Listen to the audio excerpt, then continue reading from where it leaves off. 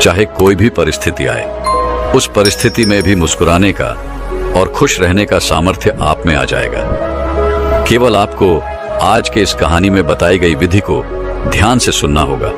तो चलिए रोचक कहानी की शुरुआत करते हैं। दोस्तों, हम सभी अपने जीवन में तरह तरह की परेशानियों का सामना कर रहे हैं और इन सभी परेशानियों का समाधान ढूंढने के लिए हम यहाँ वहाँ भागते रहते हैं ताकि हमें कहीं से कोई ऐसा उपाय मिल जाए जिससे हम अपनी समस्या का समाधान कर सके।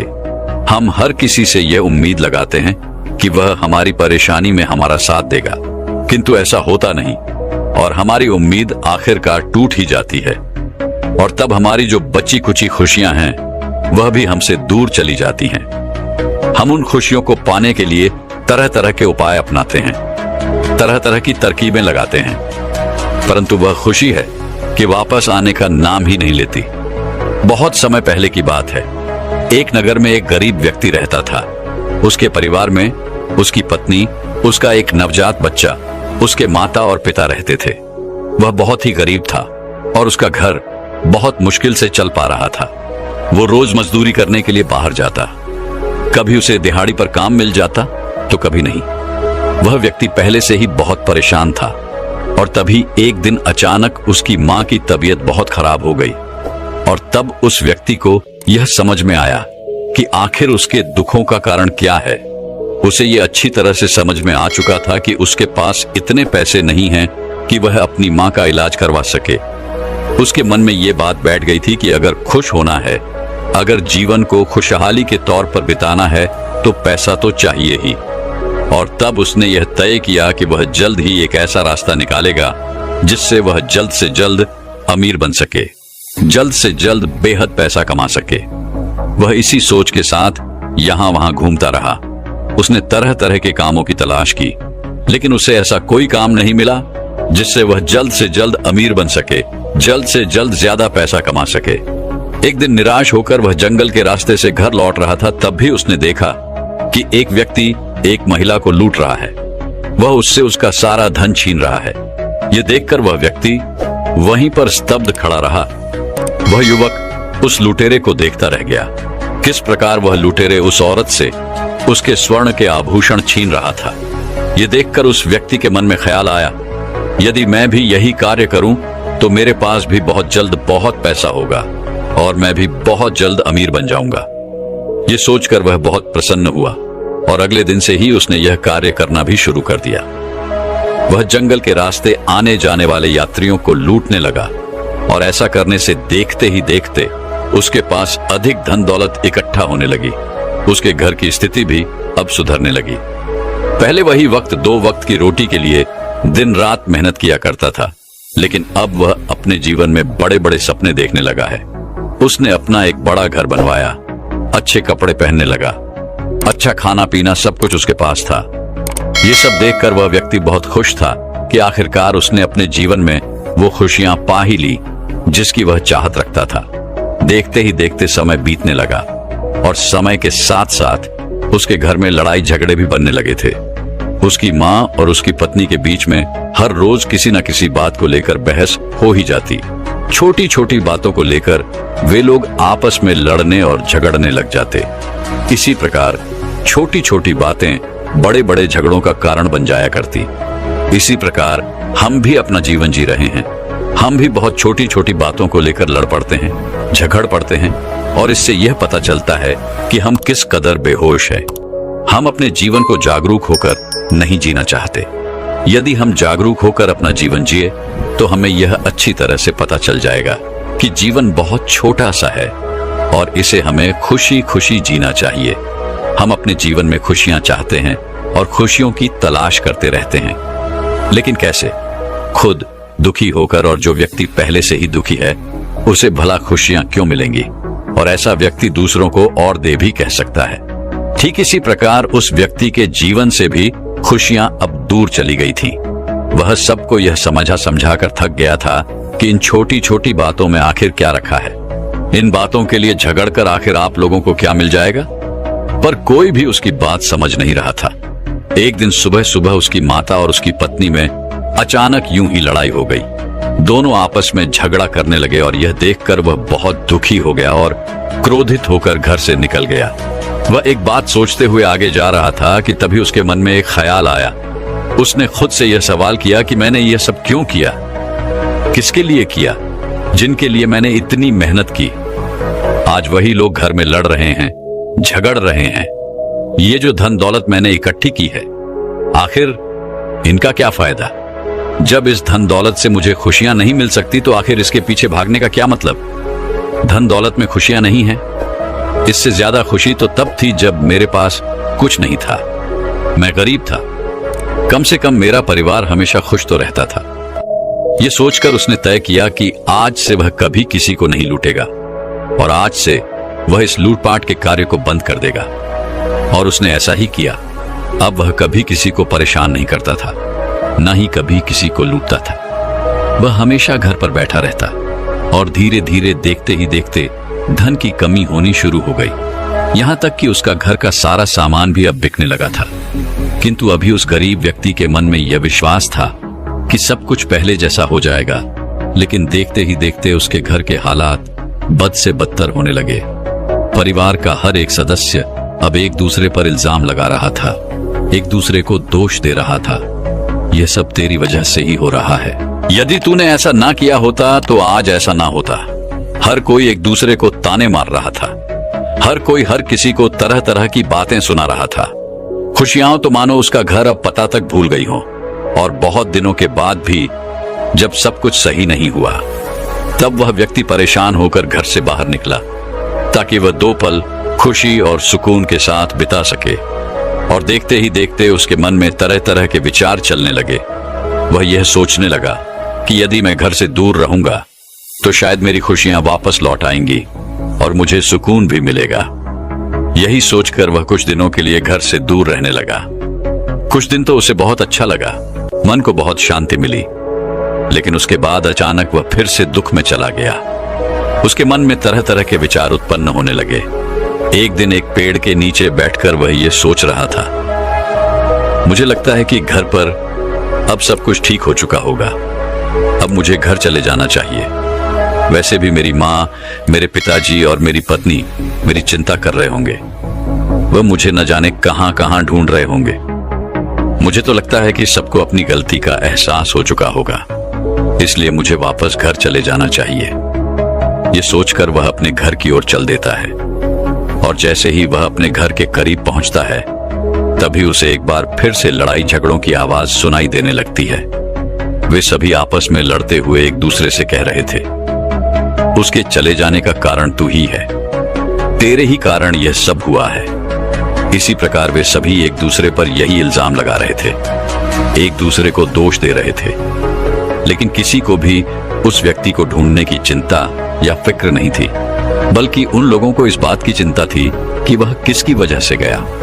यह सुनकर उस व्यक्ति का दिल मानो टूट सा गया। वह भीतर ही भीतर पूरी तरह से निराश हो गया।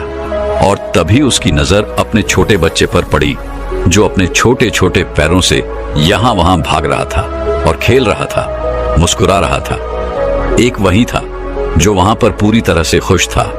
उससे उन सब की बातों से कोई लेना देना नहीं था। वह तो बहुत छोटा सा था। अपने बच्चे को इस तरह से देखकर उसका मन पिघल गया। उसकी आंखों में आंसू आ गए। उसने सोचा कि एक बार जाकर उसे गले लगा लेता हूं। मैं इतने दिनों से उससे दूर था, कम से कम गले लगाने से मेरे मन की प्यास बुझ जाएगी। लेकिन जैसे तैसे उसने खुद को संभाला और रोता हुआ वहां से वापस लौट गया। और अब उसने यह निश्चय कर लिया था कि वह घर तभी लौटेगा जब उसे सच में खुशियां मिल जाएंगी। वह खुशी की तलाश में यहां वहां भटकता रहा, लेकिन उसे खुशी कहीं नहीं मिली। एक दिन उसने महात्मा बुद्ध के बारे में सुना और तब उसके मन को बड़ी राहत मिली। उसने महात्मा बुद्ध के बारे में पहले भी बहुत कुछ सुन रखा था। वह जानता था कि बुद्ध सभी के प्रश्नों का उत्तर देते हैं, वह सभी की समस्याओं का समाधान करते हैं, जिस कारण उस व्यक्ति के मन में आशा की एक किरण जाग उठी। उसने तय किया कि वह महात्मा बुद्ध से अवश्य मिलेगा और उसने अगले दिन ही अपनी यात्रा प्रारंभ कर दी। और एक लंबी यात्रा के बाद आखिरकार वह महात्मा बुद्ध के पास जा पहुंचा। और वह युवक महात्मा बुद्ध से कहता है बुद्ध, मैंने सुना है आप सभी की समस्याओं का समाधान करते हैं। आप कभी किसी को खाली हाथ नहीं जाने देते। मेरी भी एक समस्या है। क्या आप मुझे बता सकते हैं, क्या आखिर यह खुशी कहाँ मिलती है? मैं अपने परिवार के लिए खुशी ले जाना चाहता हूँ। मैंने खुशी की तलाश कहाँ कहाँ नहीं की। मैं यहां से वहां भटकता रहा, लेकिन अब तक मुझे खुशी का कोई पता नहीं मिला। एक अरसा बीत चुका है। मेरे घर में हर रोज झगड़े ही होते हैं। खुशी का तो मानो नमो निशान नहीं है। महात्मा बुद्ध ने उसी वक्त की सारी बातें ध्यानपूर्वक सुनी और उसके बाद वह उसी व्यक्ति से कहते हैं, भंते, मेरी भी एक चीज खो गई है। अगर तुम उसे मुझे खोजने में मेरी मदद करोगे तो मैं तुम्हारी खुशियों को अवश्य ही तुम्हें खोज कर दे दूंगा। इस पर वह युवक महात्मा बुद्ध से कहता है बुद्ध, बताइए वह कौन सी चीज थी? मैं उसे ढूंढ कर ला दूंगा। इस पर बुद्ध कहते हैं, एक छोटे से बच्चे ने मुझे एक छोटा सा सफेद पत्थर दिया था और वह पत्थर उस बच्ची को बहुत प्यारा था और उसने अपनी सबसे प्यारी चीज मुझे भेंट की थी और वह मेरे लिए बहुत कीमती था। लेकिन देखो, मेरी अज्ञानतावश मैंने उसे खो दिया। अब मैं उस पत्थर को कहां खोजूं? तभी वह युवक बुद्ध से कहता है बुद्ध, बताइए आपने आखिरी बार वह पत्थर कहां देखा था? इसका जवाब देते हुए महात्मा बुद्ध कहते हैं, भंते, जब मैं उस पेड़ के नीचे बैठा था तब मैंने उसे आखिरी बार देखा था और उसके बाद वह पत्थर न जाने कहां चला गया। महात्मा बुद्ध के मुख से यह सुनकर वह युवक तुरंत ही भागा भागा उस पेड़ के नीचे जा पहुंचा और वहां पर उस सफेद पत्थर की तलाश करने लगा। तभी महात्मा बुद्ध ने उसे रोकते हुए कहा, भंते, भले ही मैंने वह पत्थर उस पेड़ के नीचे खोया, लेकिन तुम्हें वह पत्थर उस पेड़ के नीचे नहीं खोजना है। तुम उस जगह को छोड़कर इस दुनिया में कहीं भी उस पत्थर को खोजो और जब मिल जाए तो मुझे लाकर दे देना। और हाँ, याद रहे, वह पत्थर बिल्कुल छोटा सा और सफेद था जिस पर खुशी लिखा हुआ है। उस व्यक्ति ने वहां पर बुद्ध की बात मान ली। उसने उस पेड़ के नीचे ना जाकर आसपास की जगहों पर देखने लगा। उसने पूरा दिन यूं ही निकाल दिया। उसने पूरा गांव छान मारा, लेकिन उसे कुछ भी नहीं मिला। देखते ही देखते वह एक बार फिर उस पेड़ के नीचे जा पहुंचा। तभी उसे महात्मा बुद्ध की वह बात याद आ गई कि उसे वह पत्थर उस पेड़ के नीचे नहीं ढूंढना है। तभी वह मन ही मन सोचने लगा, बुद्ध बड़ी अजीब सी बात कर रहे हैं। जो चीज जहां है, अगर मैं उसे वहां नहीं ढूंढूंगा तो वह मुझे कैसे मिलेगी, और उस चीज को वहां ना ढूंढकर कहीं और कैसे ढूंढा जा सकता है। आखिरकार हार कर वह बुद्ध के पास वापस लौटा और उसने महात्मा बुद्ध से कहा, है बुद्ध, आप बड़ी अजीब सी बात कर रहे हैं। जो चीज जहां खोई है, अगर मैं उसे वहां नहीं ढूंढूंगा तो मुझे कैसे मिलेगी? और आप कहते हैं कि उसे उस पेड़ के नीचे ना ढूंढो जहां वह खोई है, बल्कि उसे पूरी दुनिया में ढूंढ लो। भला ऐसे कैसे हो सकता है? आखिर जो चीज जहां खोई है वह मुझे वही तो मिलेगी। पूरी दुनिया में उसे खोजकर मैं क्या करूंगा? इस पर महात्मा बुद्ध बड़ी अचरजता से उस व्यक्ति से कहते हैं, तो इसका अर्थ क्या हुआ? क्या उस पत्थर को नहीं ढूंढा जा सकता? इस पर वह व्यक्ति जवाब देते हुए कहता है, हाँ बिल्कुल, उस पत्थर को पूरी दुनिया में कहीं नहीं ढूंढा जा सकता। तभी महात्मा बुद्ध उस व्यक्ति से कहते हैं, तो ठीक है, चलो उस पेड़ के नीचे ही ढूंढ लो। वह व्यक्ति महात्मा बुद्ध की यह बात मानकर तुरंत ही उस पेड़ के नीचे गया और थोड़ी ही देर में उसने वह छोटा सा पत्थर ढूंढ निकाला, जिसे पाकर वो बहुत खुश था। उसे लेकर वो महात्मा बुद्ध के पास आया और वो पत्थर महात्मा बुद्ध के हाथों में रखते हुए उसी वक्त महात्मा बुद्ध से कहता है बुद्ध, लीजिए, मैंने आपका पत्थर खोज लिया। अब आप मुझे मेरी खुशियां ढूंढ कर दीजिए, जैसा कि आपने मुझे वचन दिया था। यदि मैं आपका पत्थर ढूंढ लूं तो आप मुझे मेरी खुशियां भी ढूंढ कर दे देंगे। इस पर बुद्ध मुस्कुराने लगे और इस व्यक्ति से कहते हैं, भंते, मैं तुम्हें कब से तुम्हारी खुशियां ही तो लौटाने का प्रयास कर रहा हूं। जो चीज जहां खोई है उसे वहां ना ढूंढकर यदि हम उसे पूरी दुनिया में ढूंढे तो वह हमें कहीं नहीं मिल सकती। उसे तो हमें वहीं पर खोजना पड़ेगा जहां वह खोई है। और यही कारण है कि तुम्हारे कितने ही अथक प्रयासों के बाद भी तुम अपनी खुशियों को खोज नहीं पा रहे, क्योंकि तुमने उन्हें कहीं और खोया है और तुम उसे पूरी दुनिया में ढूंढ रहे हो। तो ऐसा कैसे हो सकता है कि तुम्हें वह खुशियां मिल जाएं? इस पर वह व्यक्ति बड़ा आश्चर्यचकित हुआ और वह महात्मा बुद्ध से कहता है बुद्ध, आखिर आप क्या कहना चाहते हैं? आप ये कह रहे हैं कि मैंने अपनी खुशियां कहीं और खोई हैं, तो आप ही मुझे बताइए कि आखिर मैंने अपनी खुशियां कहां पर खोई हैं और मुझे क्यों नहीं पता कि वह कहां पर है। उस व्यक्ति की आवाज सुनकर महात्मा बुद्ध अपने स्थान से खड़े हुए और उस व्यक्ति का हाथ पकड़कर उसे एक छोटे से पेड़ के पास ले गए और फिर उस व्यक्ति से कहते हैं, भंते क्या होगा अगर मैं इस पेड़ के सारे तनों को काट दूंगा? क्या यह पेड़ वापस बड़ा नहीं होगा? इसका जवाब देते हुए वह व्यक्ति कहता है बुद्ध, आखिर वह पेड़ क्यों नहीं बड़ा होगा? उसकी शाखाएं बिल्कुल सही सलामत हैं और ऐसे में यदि उसे पानी और खाद फिर से मिलेगी तो वह पेड़ फिर से एक बार बड़ा हो जाएगा, उसके सारे तनी एक बार फिर लौट आएंगी। तभी महात्मा उस व्यक्ति से कहते हैं, तो इसका अर्थ क्या हुआ? क्या मैं इस पेड़ के कुछ शाखाओं को काट दूं? क्या ऐसा करने से यह पेड़ फिर बड़ा नहीं होगा? क्या ऐसा करने से इसकी शाखाएं फिर से तैयार नहीं होंगी? इसका जवाब देते हुए वह व्यक्ति कहता है, नहीं बुद्ध, ऐसा नहीं होगा, बल्कि इसकी शाखाएं एक बार फिर से निकल आएंगी और यह पेड़ एक बार फिर से बढ़ने लगेगा। तभी महात्मा बुद्ध उस व्यक्ति से कहते हैं, तो मैं क्या करूं? क्या मैं इसका मुख्य तन्हाई काट दूं?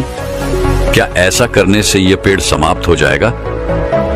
बुद्ध के इस प्रश्न का जवाब देते हुए वह व्यक्ति कहता है बुद्ध, आप भी कैसी बातें कर रहे हैं? आप तो इतने ज्ञानी हैं, फिर भी आप एक छोटी सी बात नहीं समझ पा रहे हैं। यदि आपने इसके मुख्य तने को काट भी दिया तब भी यह पेड़ समाप्त नहीं होने वाला, बल्कि आपने इसे जहां से काटा होगा वापस फिर से इसकी वहां से शाखाएं फूटने लगेंगी और एक बार फिर से यह पेड़ बड़ा होने लगेगा। हाँ, इसमें समय जरूर लगेगा, लेकिन यह पेड़ बड़ा जरूर होगा। तभी महात्मा बुद्ध उस व्यक्ति से कहते हैं, तो बनते हुए क्या करूं? आखिर इस पेड़ को मैं कैसे समाप्त करूं? तुम ही मुझे बताओ, तुम ही मेरा मार्गदर्शन करो। इसका जवाब देते हुए वह व्यक्ति कहता है, इस धरती के भीतर इसके जो जड़ें मौजूद हैं वह इस पेड़ को संचालित कर रही है और वे यह निर्धारित कर रही हैं कि यह पेड़ ऊपर से कैसा दिखाई देगा, इसका आकार कैसा होगा, इसकी मजबूती कितनी होगी। जब तक उस जड़ को समाप्त नहीं किया जाएगा तब तक यह पेड़ वापस धरती के ऊपर निकलता ही रहेगा। उस व्यक्ति की आवाज सुनकर महात्मा बुद्ध मुस्कुराने लगे और इस व्यक्ति से कहते हैं, ये तो तुमने बिल्कुल ठीक कहा बनते। जिस प्रकार इस पेड़ की जड़ें धरती के भीतर हैं, उसी प्रकार मनुष्य की जड़ें भी उसके ही भीतर होती हैं। यदि उसे बाहर कोई भावना नहीं दिखाई दे रही तो इसका अर्थ यह है कि उसकी जड़ों में ही कोई कमी है। अर्थात जिस प्रकार तुम खुशियां बाहर ढूंढ रहे हो और वह तुम्हें नहीं मिल रही, और मिलेंगी भी कैसे, क्योंकि वह तो तुम्हारे भीतर है। जब तक तुम भीतर से खुश नहीं रहोगे तब तक बाहर किसी भी चीज में तुम्हें आनंद नहीं मिलेगा, तब तक बाहर की किसी भी चीज में तुम्हें वह खुशी नहीं मिलेगी। महात्मा बुद्ध की यह बात सुनकर वह व्यक्ति बुद्ध से कहता है बुद्ध, आप सत्य कहते हैं, लेकिन बाहर के हालत, बाहर के वातावरण हमारी खुशियां हमसे छीन लेते हैं। ऐसे में हम क्या करें? इस पर बुद्ध जवाब देते हुए कहते हैं, भंते, ये सब तुम्हारा भ्रम है। इस पेड़ को देखो, एक समय ऐसा भी आता है जब इस पेड़ के सारे पत्ते गिर जाते हैं और फिर एक और समय आता है जब इस पेड़ पर हरे भरे नए पत्ते आते हैं और ये प्रक्रिया निरंतर चलती रहती है। और इससे तुम ये समझ सकते हो कि बाहर की स्थितियां केवल कुछ समय के लिए परिवर्तित जरूर होती हैं, पर वह भीतर की उस शक्ति को, वह भीतर की उस परिस्थिति को बाहर आने से रोक नहीं सकती। सच्ची खुशी तुम्हारे भीतर ही है, फिर चाहे परिस्थितियां कैसे भी क्यों ना हो, चाहे तुम पर दुखों का पहाड़ ही क्यों ना टूट पड़ा हो, तुम उन परिस्थितियों में खुशियां ढूंढ ही लोगे। तुम्हारे चारों तरफ खुशियां ही खुशियां हैं। केवल अपने भीतर झांको, अपने अंतरात्मा में अपनी खुशी को ढूंढो। इस पर वह व्यक्ति महात्मा बुद्ध से कहता है बुद्ध, आप जो कह रहे हैं वह बिल्कुल सत्य है, लेकिन मैं अपनी अंतरात्मा में खुशी कैसे ढूंढ सकता हूं? मुझे तो अपने भीतर उतरना आता ही नहीं। इसका जवाब देते हुए महात्मा बुद्ध उस व्यक्ति से कहते हैं, भंते, जब तुम किसी को लड़ते या झगड़ते हुए देखते हो तो तुम्हें कैसा लगता है? इसका जवाब देते हुए वह व्यक्ति कहता है बुद्ध, मुझे बहुत बुरा लगता है। मेरा मन करता है कि मैं वहां से कहीं दूर चला जाऊं। तभी महात्मा बुद्ध उस व्यक्ति से एक और प्रश्न करते हुए कहते हैं, अच्छा, जब तुम किसी को प्रेम भरी बातें करते हुए देखते हो तब तुम्हें कैसा लगता है? इसके जवाब में वह व्यक्ति कहता है, ऐसा लगता है कि मानो स्वर्ग यहीं पर है। तभी महात्मा उस व्यक्ति से कहते हैं, भंते, यही तो कारण है जो तुम्हारे अंतर्मन में परिवर्तन ला रहा है। इसलिए यदि तुम चाहते हो कि तुम्हारा अंतर्मन परिवर्तित हो जाए तो बाहर की चीजों से संबंध खत्म कर दो। ध्यान करो, अपने आप पर ध्यान लगाओ, अपने भीतर झांको, बाहर की चीजों को यूं ही छोड़ दो। बाहर की चीजों से यदि सहायता लेनी है तो ऐसी संगत कर जो तुम्हें तुम्हारे भीतर झांकने में मदद करे, ध्यान करने में तुम्हारी मदद करे, तुम्हारे भीतर उतरने में वह तुम्हारी सहायता कर सके। अच्छे लोगों और अच्छे विचारों की तरफ आगे बढ़ो। भूतकाल में जो हो चुका उसे छोड़ दो। इतना कहकर बुद्ध शांत हो गए और वह व्यक्ति बुद्ध के हर एक उद्देश्य का पालन करना शुरू करता है और देखते ही देखते केवल कुछ ही दिनों में उसका मन शांत होने लगता है। वह अपने चारों ओर खुशियां महसूस कर पाता है। देखते ही देखते यूं ही समय बीतने लगा और समय के साथ साथ वह अब पहले से अधिक खुश रहने लगा था और अब वह खुशी को अपने घर ले जाना चाहता था। इसीलिए उसने महात्मा बुद्ध से आज्ञा ली और फिर से एक लंबी यात्रा पर निकल पड़ा। अब जब घर की ओर जा रहा था तो उसे रास्ते में न तो उसे कोई परेशानी थी और ना ही कोई चिंता। वह तो मस्त था, हर पल खुश था और वह अपने घर को भी ऐसा ही बना देना चाहता था। उसे अपने बेटे के छोटे छोटे चलते हुए कदमों की याद आ रही थी।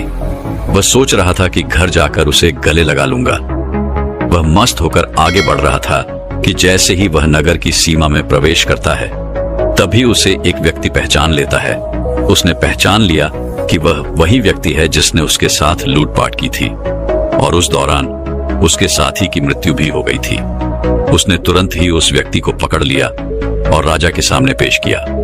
जब राजा ने उस व्यक्ति से उसके अपराधों के बारे में पूछा तो उसने वो सारे अपराध खुशी खुशी स्वीकार कर लिए। राजा ने तुरंत ही उसे मृत्यु दंड दिया, उसे फांसी पर लटकाने की सजा दे दी। और जब उसकी आखिरी इच्छा पूछी गई, इस पर वह व्यक्ति कहता है राजा, मुझे बस मेरे बच्चे से एक बार मिलना है। मैं उसे एक बार गले से लगाना चाहता हूँ, उसके बाद ही मैं मृत्यु को खुशी खुशी प्राप्त कर पाऊंगा। राजा ने उस युवक की बात मान ली।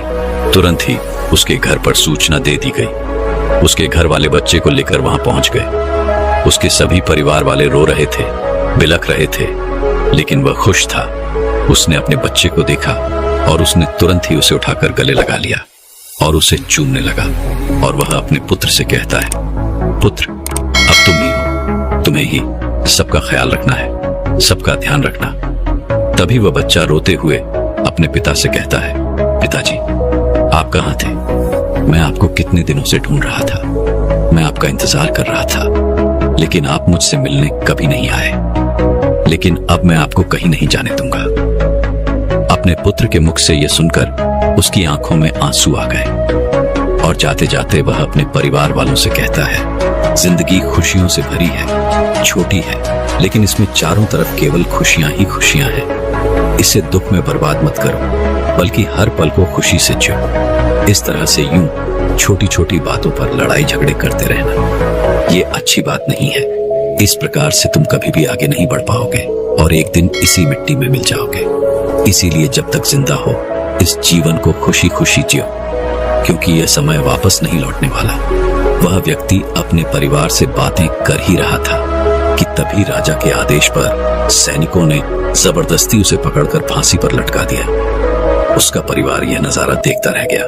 वे लोग चिल्लाते रहेंगे, रोते रहेंगे, बिलखते रहेंगे और आज उन्हें अपनी गलती का एहसास भी हो चुका था। वे अच्छी तरह से समझ चुके थे कि इन सब का कारण कौन है। दोस्तों, आप में से हर कोई बहुत भाग्यशाली है, क्योंकि आपको इतना कीमती जीवन मिला है। इस जीवन को यूं ही दुखों में बर्बाद क्यों कर रहे हो, बल्कि इसे तो हमें खुशियों के साथ जीना चाहिए, अपने परिवार के साथ मिलजुल कर जीना चाहिए। लेकिन हम हैं कि छोटी छोटी बातों पर लड़ते और झगड़ते रहते हैं। हम यह नहीं सोचते कि जिस पल को हमने बर्बाद किया है वह पल, वह समय दोबारा नहीं लौटने वाला। इसलिए आज और इस पल को खुशी खुशी जिए, और जब भी आपके मन में किसी के प्रति ईर्ष्या या लड़ने झगड़ने वाली भावनाएं उत्पन्न हो तो तुरंत ही अपने आप से कहें कि मैं भाग्यशाली हूं, मुझे इतना कीमती जीवन मिला है और मैं अपना जीवन यूं ही व्यर्थ नहीं करने वाला।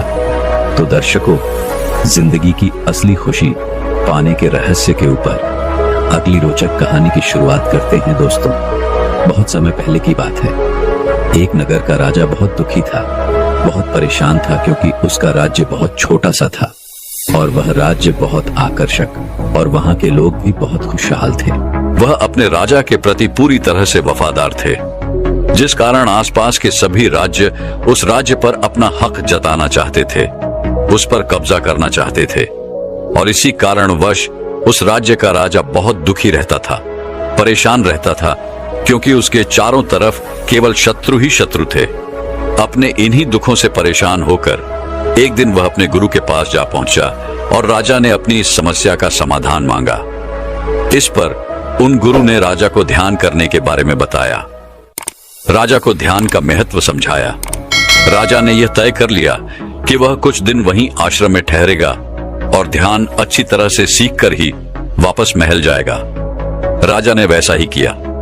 वह अगले कुछ दिनों तक वहीं आश्रम में ठहरा और अच्छी तरह से ध्यान सीखने के बाद वह वापस महल लौटा। ध्यान के पश्चात राजा के मन में एक अजीब सा सुकून था और वह रोज राजमहल के सारे कार्य निपटाकर ध्यान किया करता, और इस प्रकार धीरे धीरे उसकी समझ का दायरा बढ़ता चला गया। अब वह चिंतित नहीं रहता था और ना ही अब वह परेशान रहता, बल्कि अब तो वह पहले से खुश रहने लगा था, मुस्कुराने लगा था। इसी प्रकार समय बीता चला गया और कुछ महीनों बाद वह इतना ज्ञानी हो चुका था कि उसे अज्ञान साफ साफ दिखाई देने लगा था। और जब भी राजा से किसी कार्य को लेकर कोई राय मांगी जाती तो वह सत्य कहता, जिस कारण राज दरबार और महल के सभी लोगों को अब राजा पागल समझ में आने लगा था। ऐसे ही कुछ और दिन बीते और तभी एक दिन राजा की माता का निधन हो गया। राज दरबार और महल के सभी लोग रो रहे थे, चारों तरफ मातम छाया हुआ था, लेकिन वहीं पर वह राजा पूरी तरह से संतुष्ट था और उसके चेहरे पर एक अजीब सी मुस्कान थी।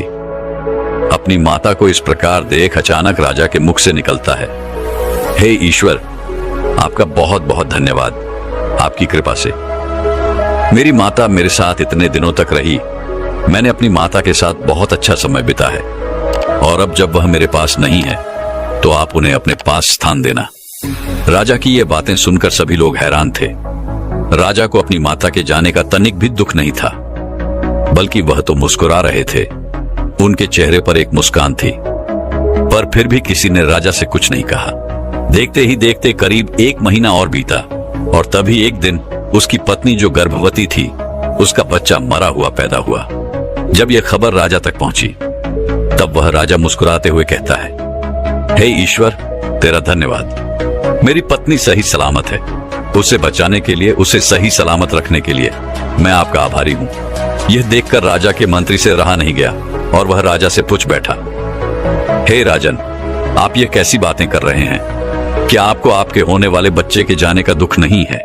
इस पर वह राजा मुस्कुराते हुए जवाब देता है और कहता है, मंत्री जी, जो कभी आया ही नहीं, उसके जाने का कैसा दुख, बल्कि जब वह गर्भ में था तो उसके होने का एहसास बहुत अच्छा था। वह पल, वह समय बहुत अच्छा था, बहुत खूबसूरत था। राजा की यह बात मंत्री को समझ नहीं आई, लेकिन फिर भी उसने राजा से आगे कुछ नहीं कहा। देखते ही देखते ऐसे ही कुछ और दिन भी बीते और तभी अचानक एक दिन उस राज्य पर पड़ोसी राज्य ने आक्रमण कर दिया। यह देख उस राज्य की प्रजा और वह पूरा राज्य दरबार चिंतित था। सभी परेशान थे, सभी इस समस्या का हल निकालना चाहते थे, लेकिन राजा अब भी मुस्कुरा रहा था। उसके चेहरे पर अब भी मुस्कान थी और राजा अपने सभी राज्य दरबारी और अपनी प्रजा से कहता है, घबराइए मत, आज वह समय आ गया है जिसके लिए हम बने हैं। हम जानते हैं कि हमें हमारे राज्य की रक्षा करनी होगी, तो इसमें परेशान होने वाली बात क्या है? ये तो खुश होने वाली बात है कि हम जैसे वीरों को ये मौका मिला है। हम अपने राज्य की रक्षा अवश्य करेंगे। हम जी जान से लड़ेंगे और हम अपनी पूरी कोशिश करेंगे, लेकिन हो सकता है कि हमें इस युद्ध में पराजय का सामना करना पड़े। इसलिए आप सबसे बस मैं इतना ही कहना चाहता हूं कि आप सबके साथ बिताया गया हर एक पल मेरे लिए बहुत कीमती है। आप मेरी ताकत हैं और आप ही से मैं हूं और मैं आपका राजा हूं। इसलिए मैं अपना 100% लगा दूंगा और इस युद्ध को जीतने की हर मुमकिन कोशिश करूंगा। इतना कहकर वह राजा और वहां पर उपस्थित सभी योद्धा युद्ध के लिए तैयार हुए। सभी लोग युद्ध भूमि पर पहुंचे और करीब 2 दिनों तक खूब घमासान युद्ध हुआ। राजा बहुत बहादुरी से लड़ा, उसके सैनिक, उसके योद्धा बहादुरी से लड़े, परंतु उस छोटे से राज्य की सेना उस बड़े राज्य की सेना का सामना ना कर पाई और 2 दिनों के अथक प्रयासों के बाद, अपने कई वीर सैनिकों को खोने के बाद वह युद्ध हार ही गए। उस राजा को बंदी बना लिया गया और दूसरे राजा के सामने पेश किया गया, लेकिन वह राजा अब भी संतुष्ट था। उसके चेहरे पर अब भी मुस्कान थी और इस प्रकार दरबार में उसे देखकर हर कोई आश्चर्यचकित था। हर कोई यह जानना चाहता था कि आखिर राजा के मुस्कुराहट का कारण क्या है, और उस राजा की यह मुस्कान देखकर वह दूसरा राजा भी कुछ समझ नहीं पा रहा था। तभी उसने पूछा, तुम हार चुके हो और फिर भी मुस्कुरा रहे हो, क्या तुम्हें डर नहीं लगता? आज तुम मेरे सामने इसलिए पेश किए गए हो कि मैं तुम्हें मौत की सजा दूं। क्या तुम अपने जीवन की भीख नहीं मांगोगे? इस पर वह बंदी राजा उस दूसरे राजा से कहता है, हे राजन, मैं अपने जीवन की भीख क्यों मांगूं? मैं पूरी तरह से संतुष्ट हूं और मैं तो बहुत खुश हूं। इस पर वह दूसरा राजा प्रश्न करते हुए कहता है, परंतु क्यों? जिस राज्य के तुम राजा थे, अब वह राज्य तुम्हारा नहीं रहा, बल्कि अब तो वह मेरा हो चुका है, और उसके बाद भी तुम्हें कोई गम नहीं, तुम्हें कोई दुख नहीं। आखिर ऐसा क्यों? इस पर वह बंदी राजा उस राजा के इस प्रश्न का जवाब देते हुए कहता है, हे राजन, मैं आज बहुत खुश हूं क्योंकि आप जैसे परमवीर योद्धा और एक महान राजा की देखरेख में आज से मेरी पूरी प्रजा सुरक्षित रहेगी और अपने जीवन में आगे विकास करेगी। भला इससे बेहतर और क्या हो सकता है? जो जिम्मेदारियां आज तक मेरे ऊपर थी, जो मुझे पूरी करनी थी, अब वह आपके ऊपर है, आपके कंधों पर है। अब मैं उन जिम्मेदारियों से मुक्त हो चुका हूं, तो खुश होने वाली बात नहीं। और आज तो मैं यह भी समझ चुका हूं कि ना तो इस दुनिया में कोई राजा होता है और ना ही कोई भिखारी। यहां तो बस उसके हालात होते हैं, उसके हालात ही उसे राजा और भिखारी बनाते हैं, और यह समय बहुत तेजी से बदल जाता है। यह ऐसा है मानो जैसे मैं अपने हाथों से रेत को पकड़ने की कोशिश कर रहा हूं, उसे इकट्ठा करने की कोशिश कर रहा हूं, लेकिन वह बार बार मेरे हाथों से फिसल ही जाती है और मैं बार बार उसे इकट्ठा करने की कोशिश करता हूं। सोचता हूं कि वो मेरे हाथों में इकट्ठा रहे, लेकिन ऐसा हो नहीं पाता। और सोचिए, यदि मैं जिंदगी भर बस यही करता रहूं, तो आखिर मुझे जीवन में क्या मिल पाएगा? यह समय जो आज आपके हाथों में, यह कल किसी और के हाथों में होगा, और इसी तरह से वह कल किसी और के हाथों में चला जाएगा। इस बात को मैं अच्छी तरह से जान पा रहा हूं, इसे देख पा रहा हूं, और इसी वजह से मैं मुस्कुरा रहा हूं। उस बंदी राजा की यह बात सुनकर वह दूसरा राजा कुछ देर के लिए सोच में पड़ गया, और फिर वह उस बंदी राजा से कहता है, हे राजन, मुझे तुमसे मिलकर बहुत प्रसन्नता हुई। तुम्हारे जैसा राजा मैंने आज तक नहीं देखा। भले ही आज तुम्हें मेरे सामने बंदी बनाकर लाया गया हो, किंतु आज भी तुम एक राजा ही हो, इसीलिए मांगो। तुम क्या मांगना चाहते हो? इस पर भूपेंद्र जी राजा मुस्कुराते हुए उस दूसरे राजा से कहता है, हे राजन, यदि आप मुझे कुछ देना ही चाहते हैं, तो कृपया करके मेरे उन बंदी योद्धाओं और मेरे परिवार को मुक्त कर दीजिए। बस इसके अलावा मैं और कुछ नहीं चाहता। इस पर वह दूसरा राजा प्रसन्नता से उस बंदी राजा से कहता है, ठीक है, यदि तुम चाहते हो कि तुम्हारे परिवार वाले और तुम्हारे उन बंदी योद्धाओं को मैं मुक्त कर दूं, तो मैं ऐसा ही करूंगा। किंतु मैं ये चाहता हूं कि आप और आपके योद्धा मिलकर हमारे साथ मिलकर युद्ध लड़े और हम पूरी दुनिया पर जीत हासिल करें। इसके जवाब में वह बंदी राजा मुस्कुराते हुए उस दूसरे राजा से कहता है, हे राजन, आपका बहुत बहुत धन्यवाद। आप बहुत दयालु हैं। मेरे योद्धा, मेरे सैनिक आपकी सेवा में अवश्य रहेंगे। जो आपके साथ रहना चाहते हैं वह रह सकता है। और रही बात मेरी, तो मैंने अब वास्तविकता को देख लिया है। उसे अच्छी तरह से जान लिया है और मैं एक ही गलती बार बार नहीं दोहराना चाहता। मैं अब यहां से जाना चाहता हूं और मैं अपना जीवन जीना चाहता हूं। इस पर वह दूसरा राजा उस बंदी राजा से कहता है, परंतु क्यों? तुम मेरे आधे दिन होकर इस राज्य को चला सकते हो और अपनी प्रजा की देखरेख कर सकते हो। वह बंदी राजा उस दूसरे राजा से कहता है, हे राजन, जिसे आप मेरा राज्य कह रहे हैं, आप भूल रहे हैं कि कुछ देर पहले आपने वह राज्य मुझसे जीत लिया है और अब ना तो यह मेरा राज्य है और ना ही यह मेरी प्रजा है। आपसे सब कुछ आपका है, इसलिए अब आप ही को इनकी देखरेख करनी होगी, आप ही को इनका ख्याल रखना होगा। बंदी राजा के मुख से यह सुनकर वह दूसरा राजा खुशी खुशी उस बंदी राजा को रिहा कर देता है और उसके बाद वह राजा अपनी पत्नी को लेकर वहां से चला जाता है।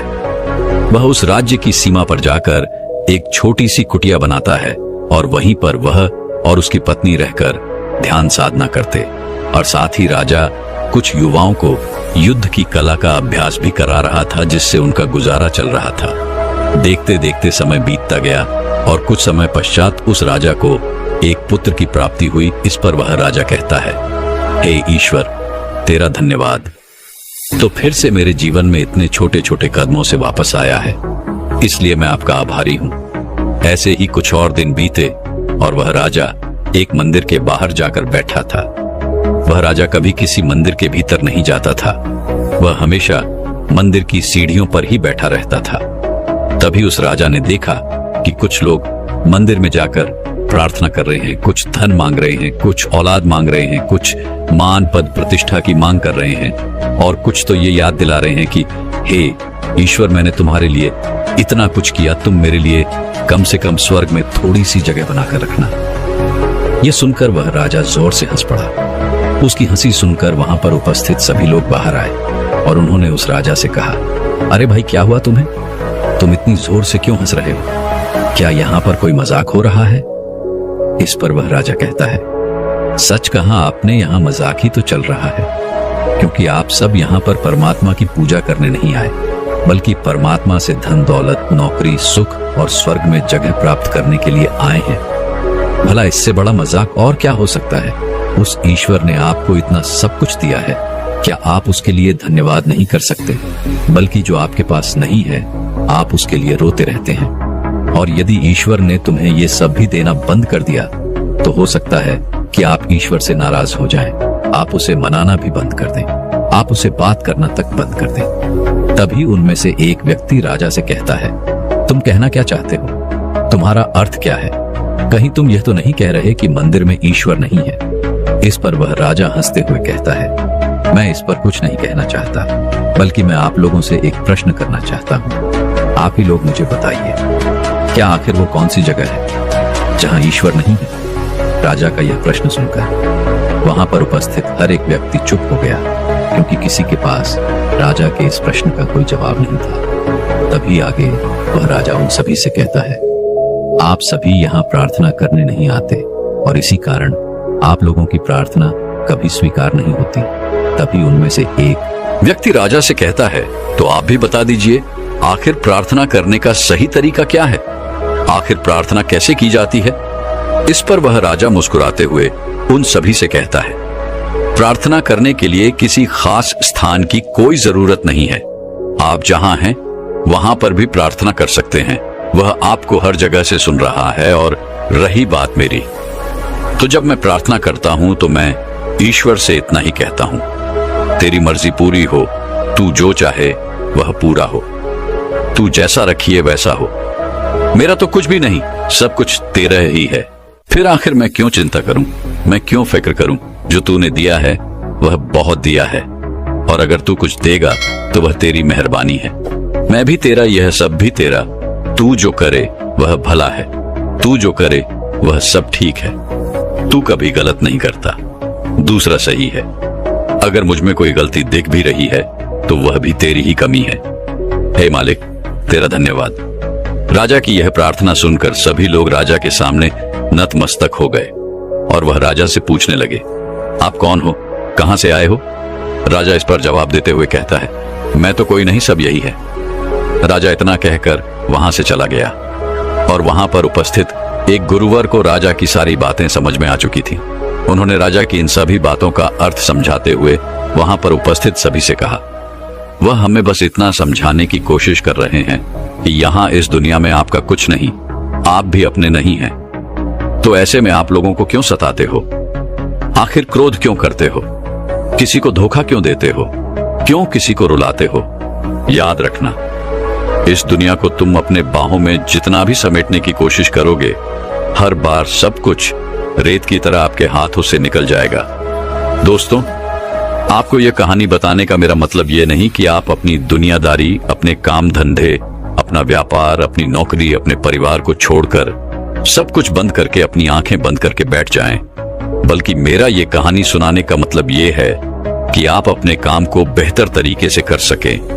जिस प्रकार उस राजा ने सब कुछ जानते हुए भी अपने कर्तव्य को कभी नहीं छोड़ा, बल्कि वह बहादुरी से युद्ध लड़ा, जबकि वह जानता था कि यह युद्ध उसके जीवन का आखिरी युद्ध भी हो सकता है। लेकिन वह अपने कर्तव्य से पीछे नहीं हटा और जब वह युद्ध हार गया तब भी उसने कभी शोक नहीं मनाया। उस बात का उसे तनिक भी दुख नहीं था, बल्कि वह तो खुश था और जानता था कि उसके साथ जो कुछ हुआ है वह अच्छा हुआ है और आगे चलकर भी अच्छा ही होगा। इसलिए यदि आप भी अपने जीवन में असफल हो रहे हैं और आपको बार बार असफलता का मुख देखना पड़ रहा है, तो यह जान लीजिए कि आपके लिए कुछ और बेहतर सोचा गया है। जितना आप चाहते हैं उससे कुछ बड़ा सोचा गया है। बस आपको उसके काबिल बनना है और जैसे ही आप उसके काबिल बन जाएंगे वह चीज आपको जरूर मिल जाएगी। और इसलिए जो भी आपके पास है इस समय, जो भी आपके साथ है, उसका धन्यवाद करिए, उसके प्रति कृतज्ञ रहिए, क्योंकि अभी आप जिंदा हो और आपको एक कोशिश करने का और मौका मिला है। और जब तक आप मौजूद हो तब तक कोशिश चलती रहेगी और एक ना एक दिन आपको सफलता भी अवश्य मिलेगी। किंतु आप एक बात और ध्यान रखिएगा कि यह कोशिश करने का मौका हर किसी को नहीं मिलता। आप कितने भाग्यशाली हैं कि आपको यह मौका एक बार फिर मिला है।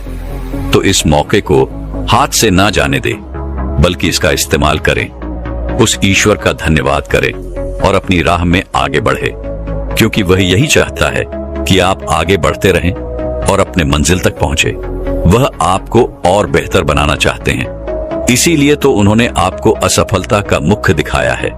वह जानते हैं कि यदि आप आज ही सफल होंगे तो आप आगे चलकर उस बड़ी सफलता को प्राप्त नहीं कर पाएंगे। और यही कारण है कि आपको असफलता का मुख देखना पड़ रहा है। इसलिए इस असफलता से डरिए मत, बल्कि सफल होने के लिए आगे बढ़िए और अपनी मंजिल को पा लीजिए। दोस्तों, मैं उम्मीद करता हूं कि यह कहानी सुनने से आपके जीवन में अच्छे बदलाव आए होंगे। आपको इस वीडियो से क्या सीखने मिला, ये कमेंट करके जरूर बताएं और अपने परिवार, दोस्तों या आपके करीबी इंसान के साथ ये कहानी शेयर करके उन्हें भी इस ज्ञान से परिचित करवाएं। बाकी अगर आपको यह वीडियो दिल से अच्छी लगी हो तभी इस वीडियो को लाइक कर देना और आपने अब तक इस चैनल को सब्सक्राइब न किया हो तो चैनल को सब्सक्राइब भी जरूर कर देना। आपका हर दिन शुभ हो और खुशियों से आपका जीवन भरा रहे। धन्यवाद। नमो बुद्धाय।